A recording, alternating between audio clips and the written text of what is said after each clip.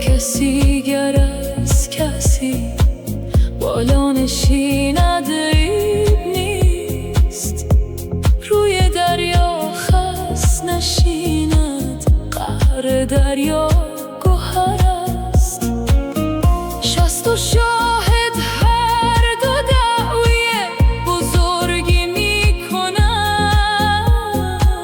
پس چرا انگشت کوچک لایق انگشتر است؟ دود اگر بالا نشیند کسر شأن شعله نیست، جای چشم ابرو